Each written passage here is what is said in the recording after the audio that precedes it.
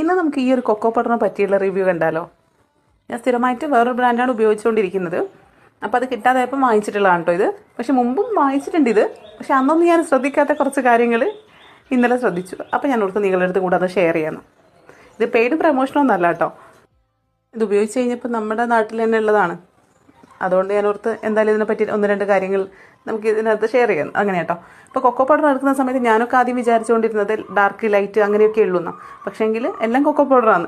അങ്ങനെയല്ല, കൊക്കോ പൗഡറിനകത്ത് തന്നെ ആർട്ടിഫിഷ്യലായിട്ടുള്ള ഫ്ലേവർ കളറൊക്കെ ആഡ് ചെയ്യുന്നുണ്ട്. അതിപ്പോൾ അടുത്താണ് എനിക്ക് മനസ്സിലായിട്ടുള്ളത്. ഞാൻ എല്ലാത്തിൻ്റെ ഇൻഗ്രീഡിയൻസ് നോക്കാൻ തുടങ്ങിയതിന് ശേഷം. ഇപ്പോൾ ഇതിനകത്ത് നോക്കുമ്പോൾ 100% കൊക്കോ ആണ് കാണിക്കുന്നത്.